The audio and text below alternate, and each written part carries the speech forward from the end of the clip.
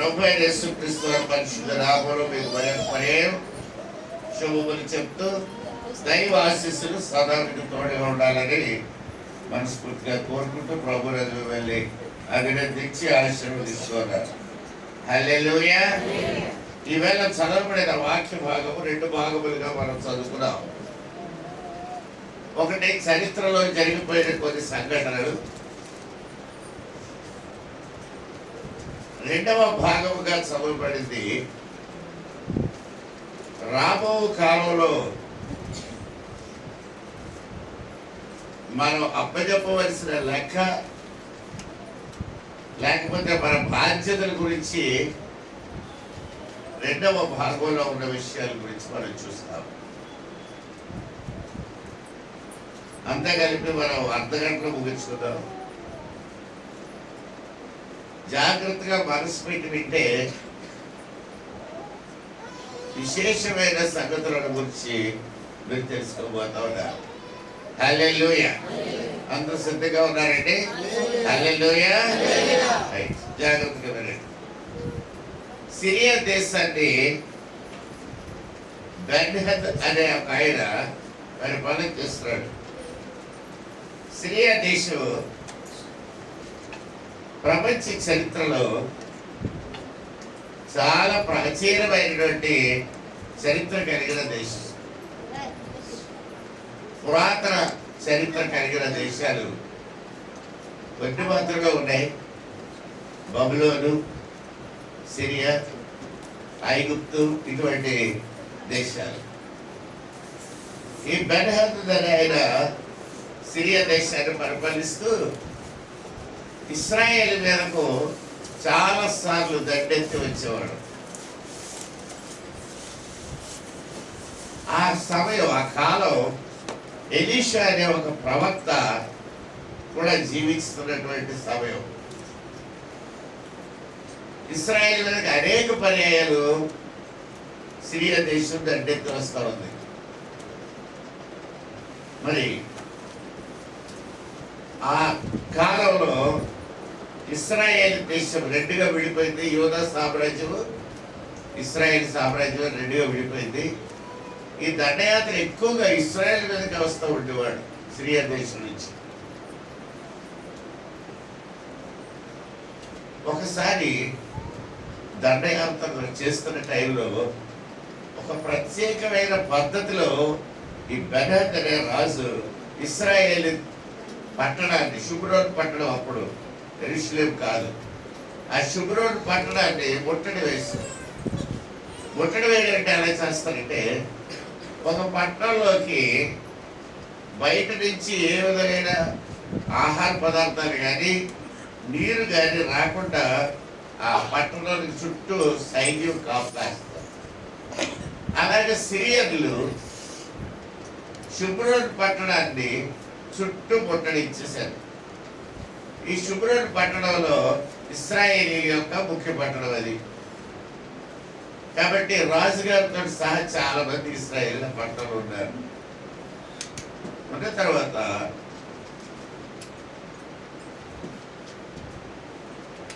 కరువు చాలా ఎక్కువైపోయింది అని రాయబడింది. అక్కడ పట్టణంలో ఏ ఆహార పదార్థాలు కూడా బయట నుంచి లోపలికి వెళ్ళట్లేదు.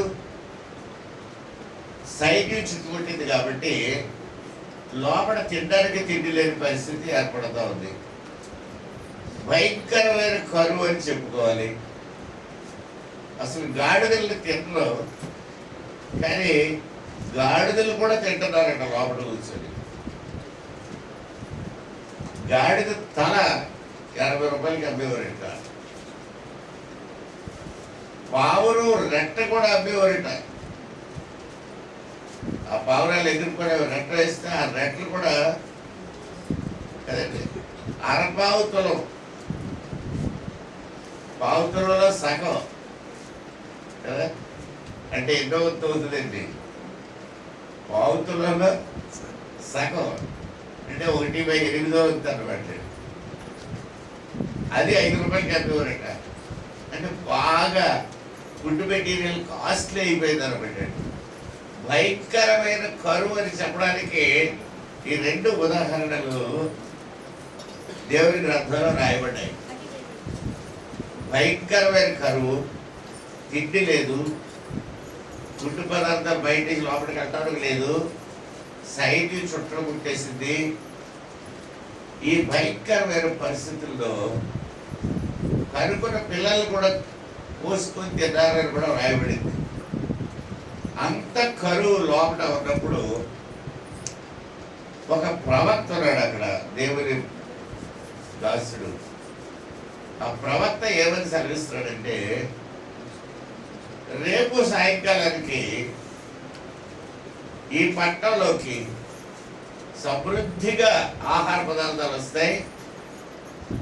ఒక సేరు పిండి రూపాయికి అమ్ముతారు, లేకపోతే 2 రూపాయలకు అమ్ముతారు. తర్వాత కావలసినంత ఆహార పదార్థాలు శుభ్రవరం పట్టణంలో సమృద్ధిగా ఉంటాయని చెప్పాడు. ఈ మాట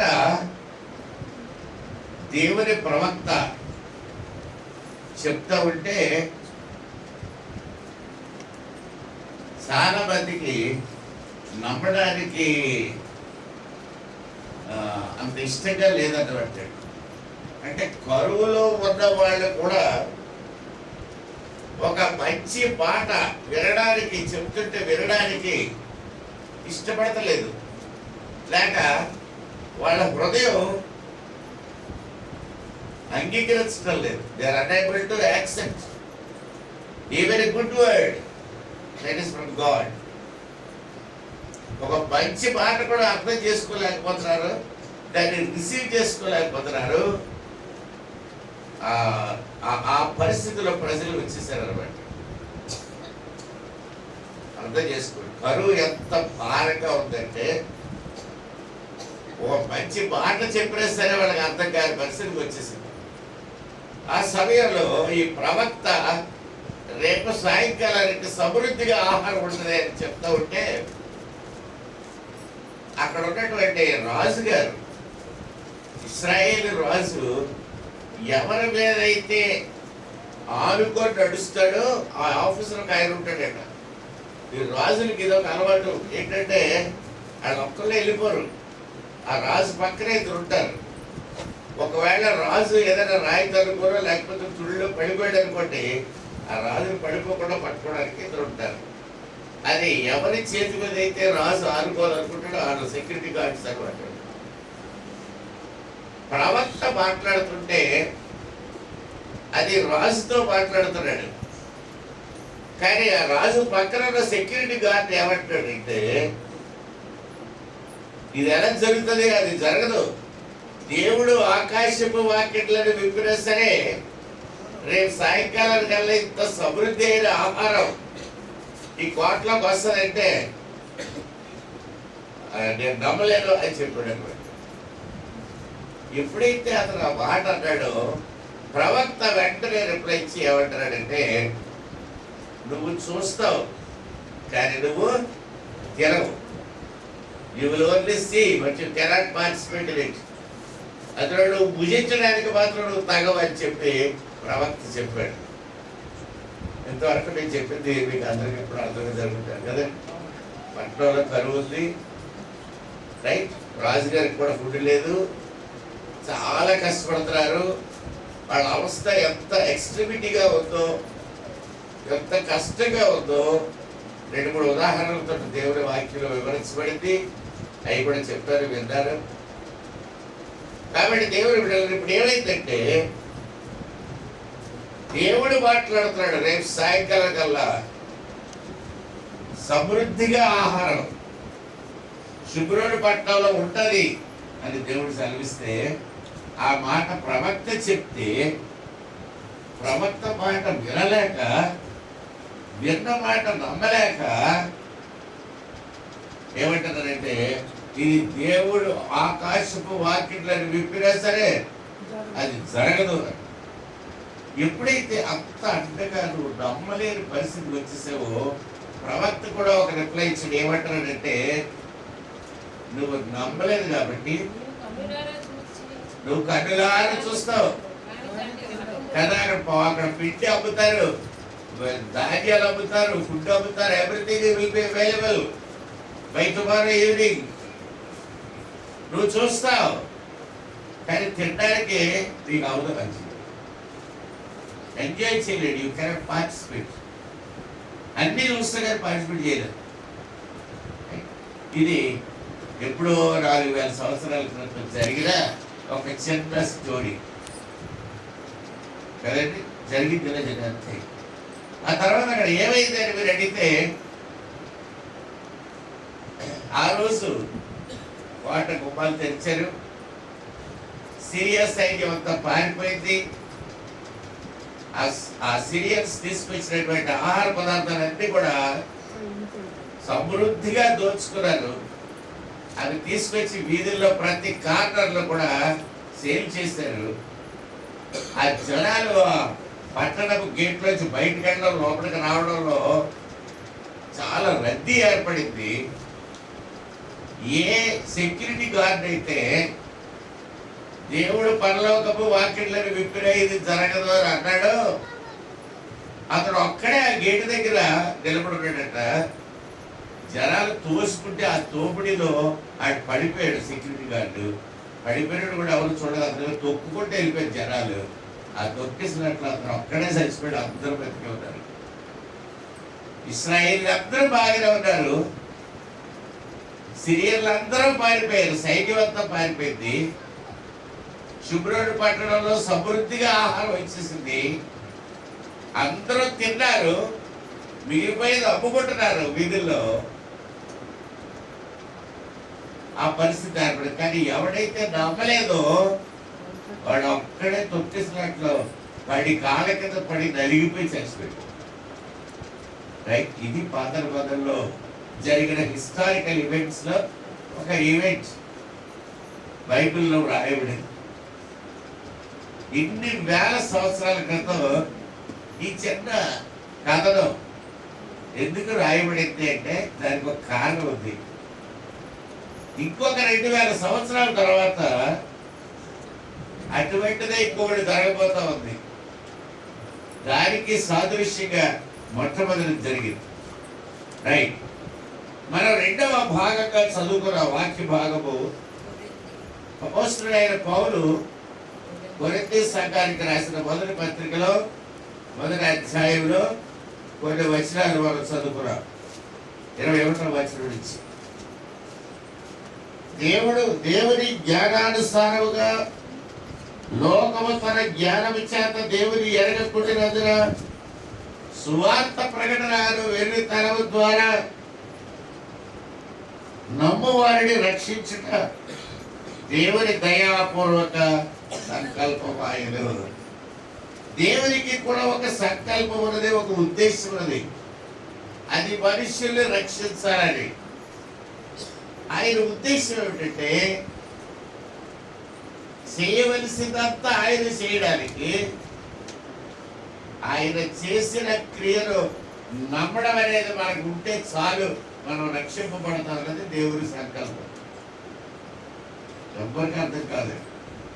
దేవుడు ఎవరుకుంటాడంటే పాప పరిహారార్థం రక్తం చెందించాలి కనుక, ఆ రక్తం పరిశుద్ధి రక్తం ఉండాలి కనుక దేవుడు తానే కుమారుడిగా యేసుక్రీస్తు ప్రభువుగా ఈ లోకంలోకి వచ్చి తన పరిశుద్ధ రక్తాన్ని చిందించడం ద్వారా మనందరినీ కూడా పరలోక రాజ్యం తీసుకెళ్లాలని ఆయన ఇష్టపడుతున్నాడు.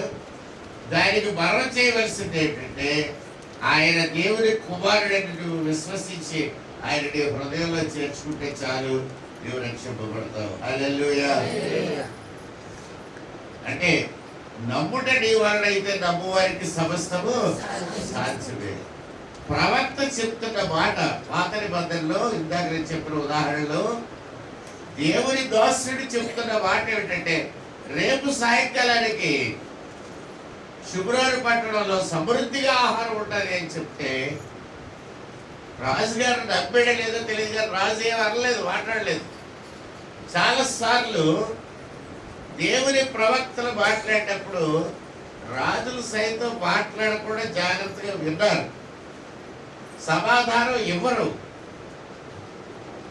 కానీ కొంతమంది ఉత్తునే మాట్లాడతారు, లేకపోతే ఆలోచన లేకుండా మాట్లాడతారు. అలాగ మాట్లాడేవాళ్ళు నశించిపోతారు. కాబట్టి ఇప్పుడు దేవుని మాట మీరు విన్నారు. ఆయన దయాపూర్వక సంకల్పం ఏంటంటే చేయవలసిందంతా ఆయన చేస్తారు. నీ పని ఏమిటంటే నువ్వు విశ్వసించినట్టయితే, నువ్వు నమ్మినట్టయితే పరలోక రాజ్యంలో నువ్వు ఉంటావు అంతే చెప్పాడు.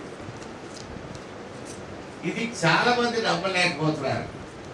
ఈ కొరింథీయులకు రాసిన పత్రికలోనే చివరిలో ఎంత గొప్ప రక్షణ దేవుడు మనకి ఇచ్చినప్పుడు దాన్ని మీరు నిర్లక్ష్యం చేస్తే ఎలాగ తప్పించుకోగలరు? దేవుని బిడ్డలారా, మనుషులందరికీ ఒక ఆలోచన ఉంది. ఏంటంటే తప్పు చేసిన వాళ్ళందరూ లేక పాపం చేసిన వాళ్ళందరూ పాపం చేశారు కాబట్టి నరకానికి వెళ్తున్నారు అని అనుకుంటారు కదండి. అంతే కదా, ఎవరైతే పాపం చేస్తారో వాళ్ళు నరకానికి వెళ్తారు. అంతేనండి. అదే కదా, ఎవరు నరకానికి వెళ్తారు? మంచి చేసిన వాళ్ళు ఎవరు నరకానికి వెళ్ళరు కదా. వెళ్ళరండి. మంచి చేసిన వాళ్ళు అందరూ వాళ్ళ స్వర్గానికి వెళ్ళిపోతారా? వెళ్ళిపోతారండి డైరెక్ట్ కదా. అందరూ వెళ్ళరండి.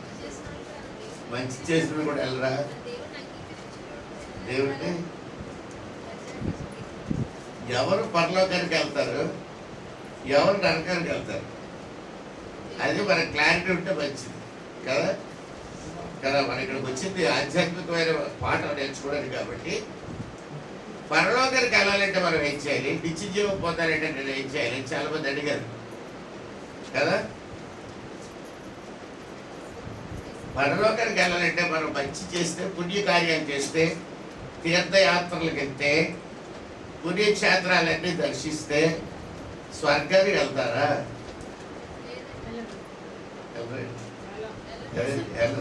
క్లియర్గా చెప్పేస్తారు. ఎవరో అన్నట్టు కదా. ఎన్ని పుణ్యక్షేత్రాలకు వెళ్ళి అవదా అంటే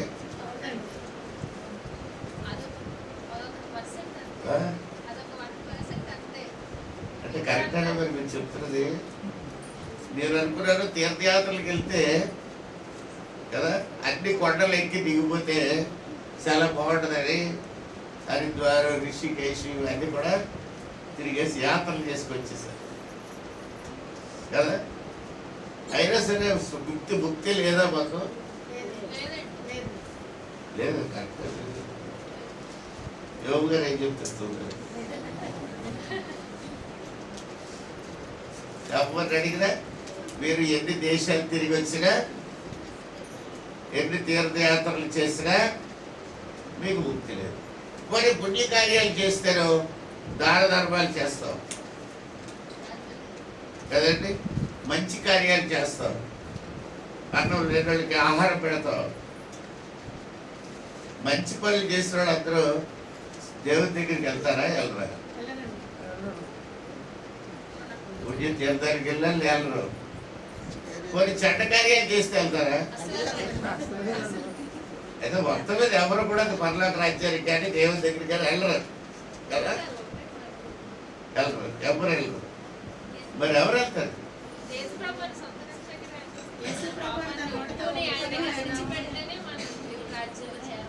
మీరు ఇంకోటి ఏదో చెప్తున్నారు, కొత్త కార్యం, కొత్త సంగతి. రైట్. పరలోక రాజ్యానికి వెళ్ళాలంటే ఒకటి దేవుడు చెప్పే మాట ఏమిటంటే, మీరు పరలోక రాజ్యానికి రావడానికి, తీసుకెళ్ళడానికి నేను చేయవలసిన అన్ని చేసేసాను. ఇక మీరు చేయవలసింది ఏంటంటే నన్ను గుంచితే నేను తీసుకెళ్తాను మళ్ళీ అంతే. మీరు చేయవలసింది ఇంకేం లేదు. You just believe in me, trust in me and I will take you. ఎందుకే మనం పరలోకానికి కానీ వెళ్ళకపోతే బయట ఉండిపోయాం అనుకోండి, అప్పుడు దేవుడు మనల్ని అడుగుతాడు, ఎందుకంటే బయట ఉండిపోయావు అనేసి. మనకి లేనిపోని అనుమానాలు ఉన్నాయి కాబట్టి బయట ఉండిపోతున్నారు, అంతే, ఇంకేం కాదు. చాలాసార్లు ఈ ఉదాహరణ మీకు చెప్తాను. ఒక రాజు గారు మంచి డిన్నర్ పార్టీ ఇస్తున్నాడట అందరికీ కూడా ఏమిస్తున్నాడంటే భోజనం పెడతాడు, విందు చేస్తున్నాడు. ఆ విందులో అందరూ ఆహ్వానితులే కాబట్టి అందరూ వెళ్ళిపోయారు. చక్కగా భోజనం చేస్తున్నారు.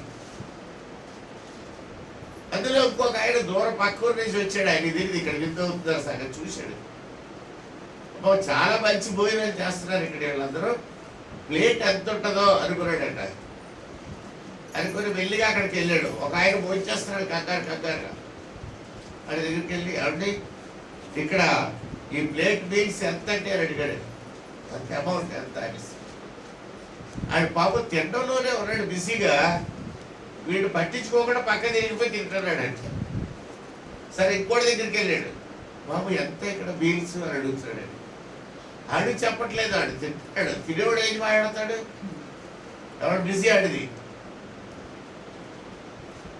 ఆఖరికి అందరిని అడిగేసరికి ఈలోగా భోజనాలు అయిపోయి అందరూ తినేసారు. ప్లేట్లు కానీ పడేశారు, గిన్నెలు కడిగేసుకుంటున్నారు. అప్పుడు ఆ వంట చేసేవాడి దగ్గరికి వెళ్ళి బాబు ఎంత కమ్మారు ఒక్కొక్క ప్లేట్ అని అడిగితే అతను చెప్పాడట, ప్లేట్లు అమ్మకానికి కాదురా బాబు, ఇవి ఎవరు వచ్చినా సరే ఫ్రీగా పెట్టమని రాజుగారు యుద్ధంలో గెలిచి వచ్చారు కాబట్టి ఫ్రీ మీల్స్ పెట్టాడు. అందరికీ పార్టీ చేశాడు. విందు పార్టీ ఇది, ఇక్కడ రేట్ ఎంత రూపాయి ఎంత అని అడగక్కర్లేదు, వచ్చి ప్లేట్ తీసుకొని తింటమే నీకు ఎదురు కావాలంటే అది. అయ్యయ్యో ఇప్పుడు అంత ఆహారం అయిపోయింది ఎలాగా. నీకు లేనిపోని అనుమానాలు ఉంటే ఇలాగే ఉంటాయి. ఫ్రీగా వచ్చినప్పుడు రాజుగారు ఆహ్వానం ఉన్నప్పుడు వెళ్ళి చక్కగా తీసుకొని తింటమే. అలాగే పరలోక రాజ్యాన్ని యేసుక్రీస్తు ప్రభువారు సిలువలో కార్చిన రక్తంలో మన పాపములన్నీ కడిగేసి మిమ్మల్ని పరిశుద్ధులుగా చేసి నా రాజ్యంలోనికి రండి అని ఆయన ఆహ్వానిస్తుంటే అది ఆలోచించుకోకుండా ఇంకా నేను పాపం చేశానేమో, ఇంకా నేను ఏదో చేయవలసింది ఉండిపోయిందేమో, ఇంకా తీర్థయాత్రకు వెళ్ళాలేమో అని నువ్వు లేనిపోని అనుమానాలు పెట్టుకొని నువ్వు దేవుని రాజ్యంలో ప్రవేశించడం లేదు. అది ప్రాబ్లం. సమస్య ఏంటంటే దేవుడితో కాదు, God has done everything for you. దేవుడు అన్ని చేస్తాడు మీ కొరకు. మీరేం చేస్తారంటే లేనిపోని అనుమానాలు పెట్టుకో. ఈ రక్షణ అంగీకరించడం మీ వల్ల కావట్లేదు. ఎలాగైతే ఆ సెక్యూరిటీ గార్డు రాజుగారు ఎవరి మీద అయితే ఆడుకుంటాడో అతను నమ్మలేకపోయాడు దేవుని మాట. అది దేవుని మాట. రేపు సాయంత్రం కల్లా అబండెడ్ ఫుడ్ ఉంటుంది ఇక్కడ అని చెప్పడం అనేది. అది నమ్మలేక కాదు ప్రవక్త, ఇది జరగదు, పరలోకం నుంచి ఆహారం వచ్చిన సరే జరగదు అన్నాడు. ఎప్పుడైతే ఆ మాట అన్నాడు ప్రవక్త ఒకటే అన్నాడు, నువ్వు చూస్తావు కానీ నువ్వు పార్టిసిపేట్ చేయవు. చూస్తావు, ఆహారం రావడం చూశాడు. అందరూ అబండెడ్గా తెచ్చుకొని తింటున్నారు, వీరిపోయి దమ్ముతున్నారు ఇంకా పట్టణంలో. కానీ ఈ సెక్యూరిటీ ఆయన మాత్రం తినలేప్పుడు. కారణం ఏంటంటే అనుమానం. దేవుని మాటను అనుమానించడం వల్ల నరకానికి వెళ్తున్నారు. కాబట్టి ప్రభు మన కోసం సిలువలో చేసిన త్యాగం ఏమిటంటే ఈ వాష్నెస్. ఆయన మనల్ని పూర్తిగా శుభ్రపరిచి దేవుని రాజ్యానికి సరిపోయేగా వర్క్ చేశాడు. ఆయన మన పాపములన్నిటికీ వెల చెల్లించాడు. ఇక మనం చేయవలసింది ఏంటంటే ఆయన ఇచ్చిన రక్షణ పాత్ర చేతపుచ్చుకొని ఆయన కూడా వెళ్ళిపోవడం. అంతే. Take it and go behind him. యేసుని వెంబడించడమే చేయాలి మనం. అది చేయడానికి మనకి రకరకాల డౌట్స్, అన్ని అనుమానాలే. అనుమానంతో నువ్వు ఏ పని కూడా చేయలేదు unless you have a clarity in mind. అందుకే అపోస్తలుడైన పౌలు కొరింథీ సంఘానికి రాస్తూ ఇంత గొప్ప రక్షణ దేవుడు నీకు చేతికి అందిస్తూ ఉంటే దాన్ని తీసుకోకుండా ఉంటే నువ్వు ఎలాగా దాన్ని నిర్లక్ష్యం చేస్తున్నావు. దేవుని బిడ్డలారా, ఇప్పుడు నరకానికి వెళ్ళిన వాళ్ళని మనం అడిగామనుకోండి, ఎందుకంటే మీరు నరకానికి వచ్చారంటే వాళ్ళు ఏం చెప్తారు తెలుసండి, మేము పాపం చేసాం కాబట్టి నరకానికి వచ్చాము అందరూ. మేము పాపం చేసిన వాటి నిజమే, అందరూ పాపం చేశారంట. రోమిలకు రాసిన పత్రికలు ఏమని రాయబడిందంటే నీతివంతుడు లేడు, ఒక్కడనే లేడు, అందరూ పాపం చేసి దేవుడు అనుగ్రహించిన మహిమను పొందలేకపోతున్నారు. అందరూ పాపం చేసి పరలోకానికి వెళ్ళిన వాళ్ళు ఎవరు? వాళ్ళు పాపం చేసిన వాళ్ళే. మరి నరకానికి ఎవరు వెళ్ళాళ్ళు? ఎవరు? వాళ్ళు పాపం చేసిన వాళ్ళే. మరి తేడా ఏంటి? పరలోకంకి వెళ్ళిన వాళ్ళు యేసు ప్రభువు చేసిన త్యాగాన్ని నమ్మారు, అంగీకరించారు, పరలోకానికి వెళ్ళారు. మరి పాతాళానికి వెళ్ళిన వాళ్ళు ఏంటి? వీళ్ళు నమ్మినట్టయితే అక్కడికి వెళ్ళిపోతుంది, నమ్మలేదు కనుక నరకానికి వెళ్ళారు. ఇప్పుడు మనం చేసిన పాపము కంటే ప్రభువును అంగీకరించకపోవడం అనేది పెద్ద పాపం అయిపోయింది. Correct? Why should we go to hell? Because you are not able to accept God's word. దేవుడు చెప్పిన మాటని నువ్వు అంగీకరించలేకపోతున్నావు కాబట్టి నరకానికి వెళ్తున్నావు. Not because you have committed sin. పాపం చేసేవని కాదు, చేసిన పాపానికి ప్రాయశ్చిత్తం ఆయన చేశాడు ఆల్రెడీ. దాన్ని నువ్వు అంగీకరించలేకపోతున్నావు కనుక పాతాడు. అదే చాలాసార్లు చాలా మంది నా కర్మండి అంటారు. నీ కర్మ కాదు, నీ కర్మకు ఆల్రెడీ ప్రాయశ్చిత్తం చేశాడు యేసయ్య. మరి నువ్వేం చేయాలి? నువ్వు నమ్మలేకపోతున్నావు, నువ్వు యాక్సెప్ట్ చేయలేకపోతున్నావు దేవుని మాటని. దేవుడు నరుడి వంటి వాడు కాదు, ఆయన మాట నువ్వు యాక్సెప్ట్ చేయలేకపోతున్నావు కాబట్టి నరకానికి వెళ్తున్నావు. చాలా మంది ఏమనుకుంటారంటే నేను పాపం చేశాను కనుక నరకానికి కాదు. నీ పాపమునకు ప్రాయశ్చిత్తం క్రీస్తు ప్రభు శిలువలో చేశారు, అయిపోయింది. అది దాన్ని నువ్వు నమ్మగలిగితే నీ పాపం పోతుంది. అప్పుడు ఏమవుతావు? నీవు పరిశుద్ధుడిగా తీర్చబడతావు. యేసయ్య ఏం చెప్పారంటే, నీ పాపము నేను నా వెనక తట్టు వేసి ఉన్నాను, మరి ఎన్నడూ దాన్ని జ్ఞాపకం చేస్తున్నాడు. నీ పాపము నేను అగాధ జలములలో పడవేసింది, దాన్ని మళ్ళీ ఆవిడ వెనక్కి తీసుకురాడు. Nobody is going to remember your sins. దేవుడికి ఒక గొప్ప ప్రత్యేకత ఉందండి. అదేంటంటే, మనం ఎవరినైనా క్షమించామనుకుందాం, ఉదాహరణ క్షమిస్తాం, కానీ వాళ్ళు చేసిన దాన్ని మాత్రం మనం మర్చిపోలేము కదా. ఒక చిన్న కథ చెప్పేవాడు, నేను మళ్ళీ చెప్తాను వినండి. యోబు గారికి నా మీద కోపం వచ్చింది అనుకుందాం. పరిగెట్టుకుంటూ వచ్చి లాగిపెట్టి కొట్టించాడు. కొడితే పళ్ళు పడిపోయి ముందు పళ్ళు రెండు లాగిపోయారు. ఓకే, తర్వాత మా మాస్టర్ గారు ఇద్దరు పెద్దలు అందరూ వచ్చి, అయ్యో పాప పెద్దలిద్దరు దెబ్బలాడుకున్నారని ఇద్దరు ఏదో సెట్ చేసి క్షమించేయండి ఒకళ్ళొకళ్ళు, అలాగంటే ఇలాగంటే అని మొత్తం మీద షేకట్ ఇచ్చేసి కాంప్రమైజ్ చేశారు, సర్దుబాటు చేశారు. అప్పుడు క్షమించారండి ఆ పనులు అంటే, నేను క్షమించానండి యోగు గారు చెప్పాను, ఆయన క్షమించారండి అన్నాడు. కాసేపు ఇద్దరు కలిసి ఏడ్చుకున్నాం, ఊరుకున్నాం, అయిపోయాడు కదా. ఒకళ్ళు క్షమిస్తున్నారు కదా, మర్చిపోవాలి కదా, కదండి, మర్చిపోయావు. కానీ రేపు తెల్లవారి ఉదయం అయింది, మొక్క కడుగు వాళ్ళు వేసాడు, బ్రష్ మీద పేస్ట్ వేసుకొని బాత్రూమ్కి వెళ్ళాడు కదా. అందులోకి వెళ్ళి ఇయ్యేసరికి పళ్ళు, అప్పుడు గుర్తొస్తుంది, గుర్తురాదండి. ఆ గుర్తొచ్చినప్పుడు ఎలా ఉంటుంది ఒంట్లో? ఇదేమో వెతుకు నవ్వుతున్నాడు అర్థం కాదు. ఆ బ్రష్ పట్టుకున్నాక అర్థంలో చూసుకున్నాక అప్పుడు ఏమవుతుంది మళ్ళీ కదా. కాబట్టి మనం క్షమిస్తాం, కానీ ఎవరైనా పట్ల ఏదో తప్పు చేశారు, లేదా బూతులాడని తిట్టారు, ఏదో చేశారు, ఆ తిట్లు నువ్వు క్షమిస్తావు. ప్రభు క్షమించమని వెళ్ళే అందరూ కలిసి ఆరాధనలో ఉంటాం కాబట్టి ఒకళ్ళు క్షమించుకోవాలి కదా. కదా ఇంట్లో ఈ గొడవలు ఎలా పెడితే బాగోదు, ఈ టైంలో మనం ఒకళ్ళు క్షమించుకోవాలి అనుకుంటాం కదా. ఒక్కోసారి పెళ్లిలో దెబ్బలాడుకునే వాళ్ళు కలుస్తూ ఉంటారు బంధువులు కదా. వాళ్ళు ఏమనుకుంటారంటే ఈ పెళ్లి కార్యక్రమం అయిపోయి తర్వాత చూసుకోవాలి, అందాక మనం అడ్జస్ట్మెంట్ కదా, అందాక కలుసుకుందాం అనుకుంటుంటాం. కానీ మనసులో జరిగిన గాయాన్ని మాత్రం మనం మర్చిపోలేము కదా. మనకు తగిలిన దెబ్బ మాత్రం మనం మర్చిపోము, క్షమిస్తాము. మళ్ళీ ఎదురు కూడా కనబడితే యోగి గారు బాగున్నారా అంటారు, కానీ ఈ పళ్ళు మాత్రం అవి అలాగే ఉంటాయి. So you cannot forget, you can forgive. క్షమించవచ్చు కానీ మానవమైన మనం వాడు చేసిన అపకారం మాత్రం మర్చిపోలేవు. అది అలా బెదురుతూనే ఉంటుంది మనసులో కదా. మర్చిపోయి బ్రదర్, ఎక్కడ మర్చిపోతాం బ్రదర్, ఈ పళ్ళు ఎన్నిసార్లు కట్టించుకున్నా ఆ క్లాంప్ నొప్పి పెట్టినప్పుడల్లా యోగు గారు గుర్తుకొస్తూనే ఉంటాడు. సో అది అలా గొలుపుతూనే ఉంటుంది మనసులో, పోదు. కానీ దేవుని బిడ్డలారా, దేవునికి మనకి ఉన్న తేడా అదే. దేవుడు క్షమించాడు అంటే ఆయన మళ్ళీ గుర్తు చేసుకోడు. అది మనకి గుర్తు. నేను ఏదైనా తప్పు చేశాను అనుకోండి, అది నాకు ఎప్పుడు మనసులో మెదులుతూ ఉంటుంది. అబ్బో తప్పు చేశాను, దేవుడు అప్పుడు క్షమించాడు.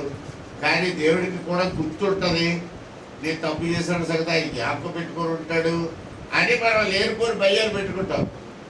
కానీ దేవుడు చెప్తున్నాడు, నేను నీ పాపములు మరి అన్నిటికీ జ్ఞాపకం చేసుకున్నాడు, వాటిని అగాధంలో పడవేసి తెలియదు అన్నాడు అంతే. So God can forgive and also forget, which man cannot do. కాబట్టి ఈ సమయంలో మీ అందరికీ నేను హెచ్చరించింది ఏంటంటే, ఏ ఒక్కరైనా సరే రేపు పాతాళంలో పడవేయబడితే దానికి కారణం మీరు చేసిన పాపం కాదు, మీరు చేసిన కర్మ కాదు, ప్రభువు చేసిన కృపా కార్యాన్ని మీరు అంగీకరించలేదు కాబట్టి నరకానికి వెళ్ళారు. కానీ మీరు చేసిన తప్పు వల్ల నరకానికి వెళ్ళలేదు. హల్లెలూయా. కదండి, ఇప్పుడు you must shift your faith. ఇంతకాలం ఏమనుకుంటున్నావు అంటే, నేను తప్పు చేశాను కనుక నన్ను దేవుడు నరకంలో వేసాడు కాదు.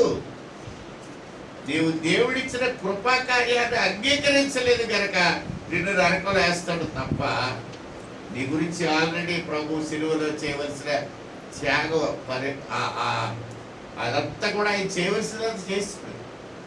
నువ్వు అంగీకరించలేదు కాబట్టి నరకానికి వెళ్తావు.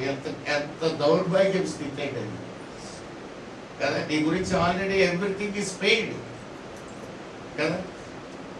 మీరు నమ్మలేదు కాబట్టి. సపోజ్ నేను మిమ్మల్ని హైదరాబాద్ తీసుకెళ్తానండి అని అందరికీ టికెట్లు కొనారు అనుకోండి, మీరందరూ స్టేషన్ వరకు వచ్చారు, గోదావరి ఎక్స్ప్రెస్ ఎక్కండి అన్నారు, అందరూ ఎక్కారు.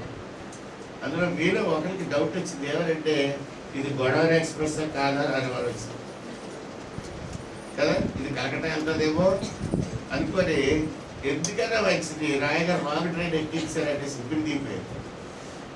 ఇలాగ ట్రైన్ కదిలిపోయింది. ఏమవుతుంది, మీకు టికెట్ ఉంది, మీ పేరు రిజర్వేషన్ ఉంది, బెర్త్ ఉంది, ఎవ్రీథింగ్ ఇస్ దేర్. కానీ ఏముంది మీ మనసులో, ఏముంది, అనుమానం ఉంది.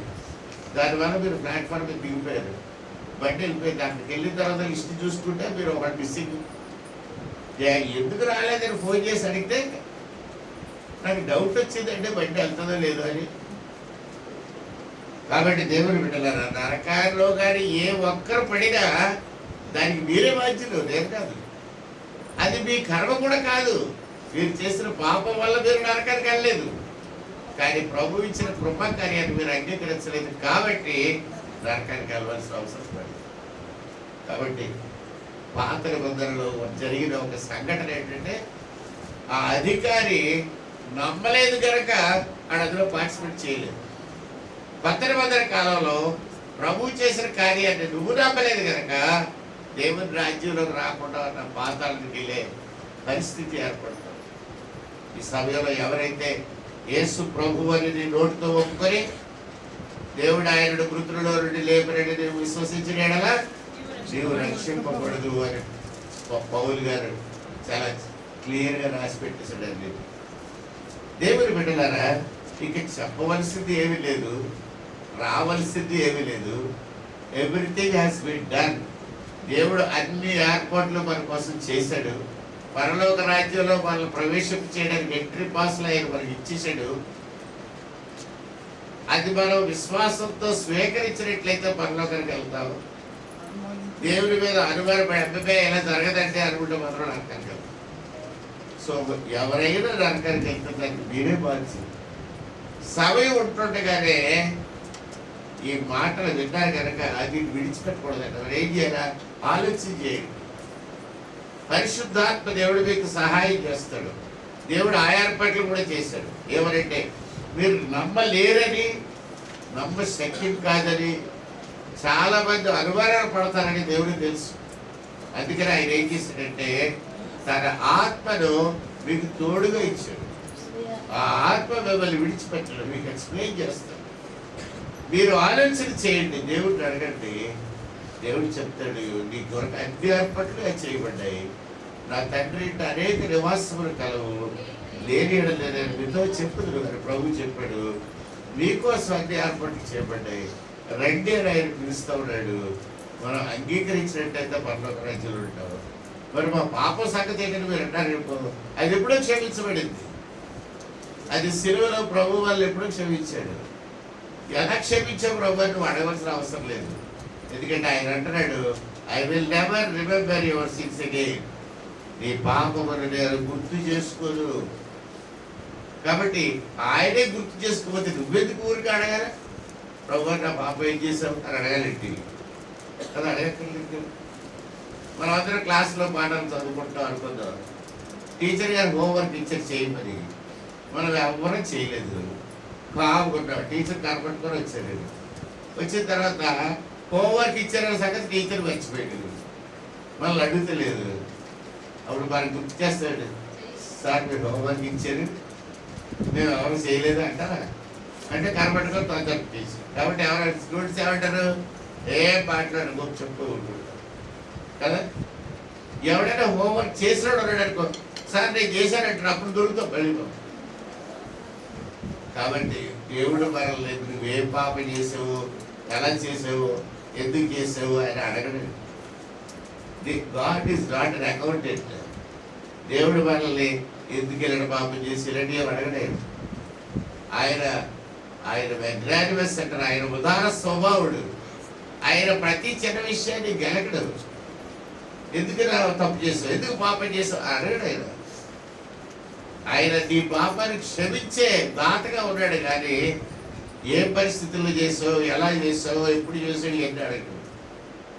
So remember God as a magnanimous man. దేవుడు ఉన్నతమైన స్వభావం కలిగిన దేవుడు. ఆయన ప్రేమ కలిగిన దేవుడు కనుక మనల్ని అకౌంట్ అడిగితే లేదు. మనల్ని ఎందుకు ఇలా చేసావు, ఎందుకు అలా చేసావు కారణాలు అడగటం లేదు. ఆయన రీజన్స్ అడగటం లేదు. తప్పులు లెక్కేసుకోవడం లేదు. ఆయన ఎవరికి ఎలాంటి శిక్ష విధిద్దామా అని చూడట్లేదు కదా, ఎవరిని చితకూడదామా అని చూడట్లేదు, ఎవరిని తన దగ్గరికి పిలుచుకుందామా అని చూస్తున్నాడు. ఆయన తండ్రి అని మనం పిలుస్తాం కదా. ఇస్లాం రిలీజియన్లో దేవుడిని తండ్రి అని పిలవడం పాపం అని అనుకునేవారట ఆ రోజుల్లో వాళ్ళు. ఆ తర్వాత ఒక ఆమె పాకిస్తాన్లో ఒక పుస్తకం చదువుతుంటే అందులో దేవుడు పరలోకంలో ఉన్న దేవుడు మన తండ్రి అని చదివిందట.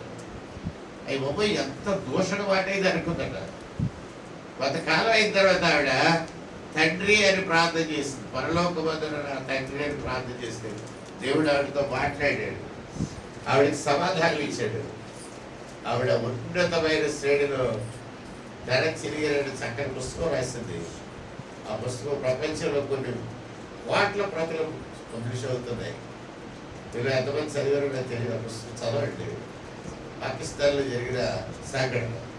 దేవుని ప్రియబిడ్డలారా, దేవుడు ఉన్నతమైన స్వభావం కలిగిన వాడు. ఆయన మన తప్పుల్లో మన పాపములను లెక్క అడగడు, మనల్ని క్వశ్చన్ కానీ ప్రతి పాపమును క్షమించే దేవుడిగా ఉన్నాడు. ఆయన ఆల్రెడీ వాళ్ళని క్షమించాడు. మీరు అడగకముందే ఆయన క్షమించాడు. ఆయన మీ హృదయంలో చేర్చుకుంటే పరలోక రాజ్యం మీ స్వంతం అవుతుంది. ఇదే క్రైస్తవ్యంలో ఉన్న ప్రేమ సందేశం. దేవుని బిడ్డలు తెలుసుకోవాల్సిన విషయం. ఒకవేళ మీరు నరకానికి వెళ్తే ఎందుకు నరకంలోకి వచ్చావు ఎవరైనా మిమ్మల్ని అడిగితే అక్కడ అంత చెప్పండి, పాపం చేశారు కనుక నరకం వచ్చారు కాదు. పాపం చేసినప్పటికీ ప్రభువుని అంగీకరించలేదు కనుక నరకానికి వచ్చారు. It is not I was unable to accept Jesus as my saviour. అందుచేత నరకానికి వచ్చారు కానీ పాపం వల్ల కాదు. ఎందుకంటే పరిశుద్ధులుగా పరలోకంలో ఉన్నవాళ్ళు కూడా ఒకప్పుడు పాపం చేసిన వాళ్ళే. వాళ్ళందరూ క్రీస్తు రక్తంలో కడగబడ్డారు కనుక పరిశుద్ధులు అయ్యారు. నేను అనుమానించాను కనుక పాపాత్ముడు అయ్యాడు. హల్లెలూయా. కాబట్టి రక్షణ యేసుక్రీస్తు ప్రభు వారికి ఆల్రెడీ ఇచ్చాడు. ఇదే శుభవార్త. సువార్త మన లోకానికి చెప్తున్న సువార్త ఏంటంటే, నీ పాపములను గుచ్చి లెక్కడిగే దేవుడు కాదు, ఆయన క్షమించే దేవుడు. నువ్వు ఏది చెప్పినా నిన్ను క్షమిస్తాడు, పరలోక రాజ్యం నీకు ఇస్తాడు. కళ్ళు మూసుకుంటే ప్రార్థన చేద్దాం. ప్రేమగల మా పరలోకపు తండ్రి, నీ పరిశుద్ధ నామమును స్తుతించి ఆరాధించి బయలుపరుచుకుంటున్నాను. నమ్ముట నీ వలన అయితే నమ్మవానికి సమస్తము సాధించున్నాను. నీవు క్షమించే దేవుడు అని మేము మరి పర్యాయం జ్ఞాపకం చేసుకున్నాం. మీరు లెక్కడిగే అకౌంటెంట్ కాదని, ఏ పరిస్థితుల్లో మేము తప్పులు చేసామని మీరు మమ్మల్ని ప్రశ్నించరని, మేము చేసిన అపరాధానికి ఆల్రెడీ నీ పరిశుద్ధ రక్తం సిలువలో కార్చి మమ్మల్ని క్షమించడానికి యోగ్యుడుగా ఉన్నామని ఈ దినాన్ని మేము తెలుసుకుంటున్నాం. నిన్ను అంగీకరించడానికి మా మనసు ఒప్పుకునేలాగా చేయండి. నిన్ను అంగీకరించి నిన్ను మా హృదయంలో చేర్చుకొని మా రక్షణకర్తగా మేము నిన్ను గుర్తించడానికి మాకు సహాయం చేయండి. మీ ఆత్మ కూడా మాకు సహాయం చేస్తారనే సత్యాన్ని ఈ దినాన్ని మేము విన్నాం. దాన్ని బట్టి నిన్ను స్తుతిస్తున్నాం, కనపరుస్తున్నాం. సర్వలోకములను సృష్టించిన సర్వ సృష్టికర్త అయిన మీరు మేము నశించుకోవటం మీకు ఇష్టం లేదు, కానీ నిత్యరాజ్యం ఉండాలని మీరు ఆశపడుతూ మా కొరకు సంపూర్తిగా రక్షణ పథకాన్ని సిద్ధపరిచి లోకము తన జ్ఞానం చేత నిన్ను ఎరుగకూడినందున సువార్త ప్రకటనను వెరుతనము ద్వారా రక్షించునని దయాపూర్వక సంకల్పమైన సత్యాన్ని మేము గుర్తించి నీ సన్నిధికి వస్తాం. ప్రభువు మమ్మల్ని అందరినీ కూడా నీవు నీ ఆత్మతో ముద్రించి నీ సత్యములోనికి సర్వసత్యములోనికి నడిపించుకొని నీ బంగారు బైబిల్లో ఉన్న ప్రతి మాట మా హృదయంలోనికి చొచ్చులాగా సహాయం చేయమని ప్రార్థించుకుంటూ మమ్మల్ని నీ బాధ సన్నిధిని ప్రతిష్ఠించుకొని మా ప్రతి అవసరత మీరే తీరుస్తున్నందుకు మీకు స్తుతిని చెల్లించుకుంటూ ఈ చిన్న ప్రార్థన మా ప్రియ ప్రభు రక్షకుడైన యేసుక్రీస్తు వారి పరిశుద్ధ నామమున ప్రార్థించి వేడుకుంటున్నాము తండ్రి, ఆమేన్. పరలోకమందున మా తండ్రి, నీ నామం పరిశుద్ధపరచబడును గాక, నీ రాజ్యం వచ్చును గాక, నీ చిత్తం పరలోకమందు నెరవేర్చినట్లు భూమి మీద నెరవేరును గాక.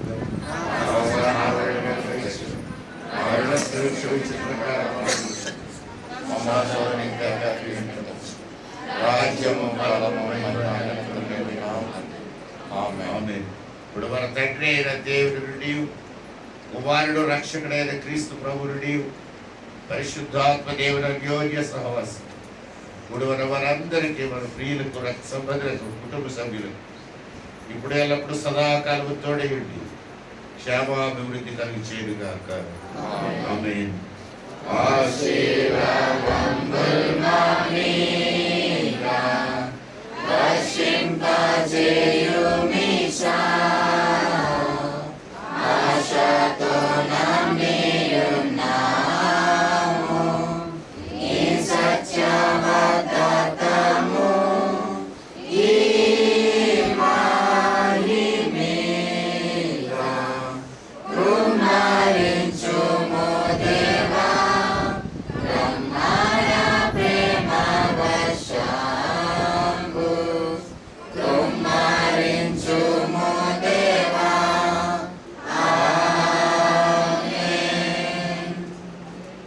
హల్లెలూయా.